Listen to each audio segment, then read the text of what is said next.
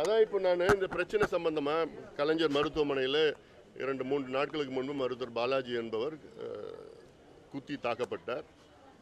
அதற்கு மருத்துவர்களுக்கு பாதுகாப்பு வேண்டும் என பல முறை நான் சொல்லியிருக்கிறோம். இப்போ மட்டும் இல்லை, கடந்த காலத்தில் சொல்லிட்டு வரோம். சட்டங்கள் இருக்குது, ஆனால் பாதுகாப்பு இல்லை. சட்டங்கள் நிறைவேற்றப்படவில்லை, நடைமுறைப்படுத்தலை.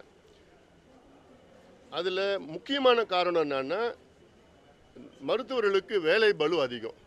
போதுமான மருத்துவர்கள் கிடையாது, போதுமான செவிலியர்கள் கிடையாது. வேலை பளு அதிகம் இல்லை. இப்போ புதிய மருத்துவர்கள் நியமனம் செய்ய அரசு தயங்கி கொண்டிருக்கிறது. எவ்வளோ தகுதியான பேர் இருக்கிறாங்க, ஆயிரக்கணக்கான மருத்துவர்கள் தகுதியானவர்கள் இருக்கிறாங்க. ஆனால் அரசுடைய கொள்கை முடிவு என்னன்னா, நாங்கள் இதுக்கு பிறகு தற்காலிகமாக தான் நாங்கள் எடுப்போம், கான்ட்ராக்டில் எடுப்போம், டெம்பரரி எடுப்போம்.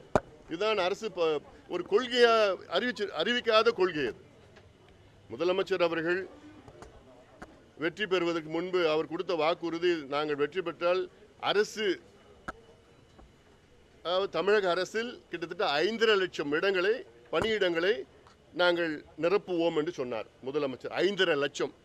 ஆனால் 2 மாதத்திற்கு முன்பு சட்டமன்றத்தில் இதே முதலமைச்சர் பேசிய நேரத்தில் இதற்கும் 68,000 பேர் அரசு பணிகளுக்கு நாங்கள் நியமனம் பண்ணியிருக்கிறோம். அதில் 32,000 பேர் தற்காலிக பணியாளர்கள், டெம்பரரி.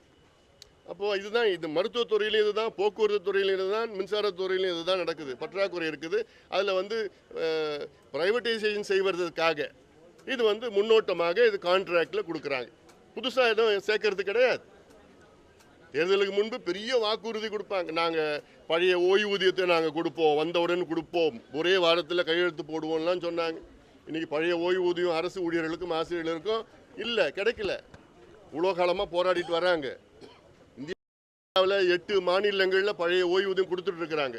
ஆனால் தமிழ்நாட்டில் கொடுக்கறதுக்கு இவங்களுக்கு மனசு இல்லை இவங்களுக்கு. அதனால் இது போன்ற பல நிர்வாக பிரச்சனைகள், சிக்கல்கள்லாம் இருக்குது. அது முதலமைச்சர் கவனம் செலுத்துவதா எனக்கு ஒன்றும் தெரியல.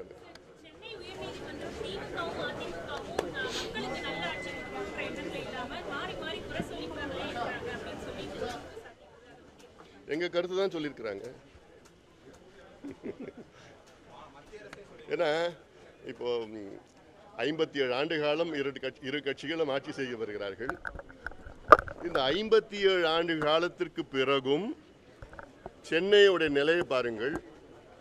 மழை என்ற ஒரு வார்த்தை வந்தவுடன் அடுத்தது அரசு ஊழியர்கள், அரசாங்கம் என்ன செய்யறாங்கன்னா, படகுகள் எங்க இருக்குன்னு தேடிட்டு போயிருக்காங்க. 57 ஆண்டுகள் ஆட்சி செய்தோம்.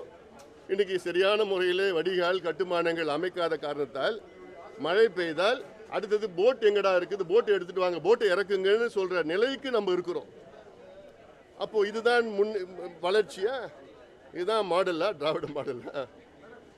எவ்வளோ உலகத்தில் எத்தனையோ நாடுகள் இருக்கு. எவ்வளோ மழை பெய்தாலும் அங்கே தண்ணி நிற்கிறது தண்ணி, அது நிற்கிறது மட்டும் இல்லை, தண்ணியை சேமிக்கிற தன்மை உள்ள. இப்போ டோக்கியோ எடுத்துக்கங்க.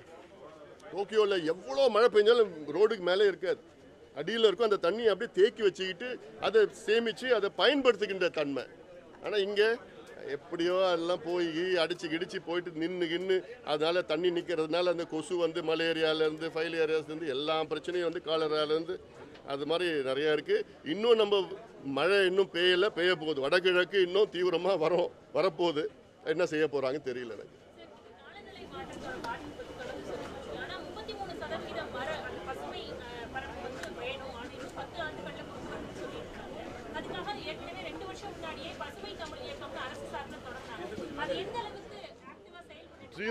ஜீரோ. நான் அடிச்சு சொல்லுவேன், ஜீரோ. எதுக்கு? எங்கேயாவது ப்ரூஃப் காமிங்க. அவங்க சொல்றது நாங்கள் 6.25 கோடி மரங்களை நாங்கள் நட்டோம். எங்க நட்டீங்க சொல்லுங்க.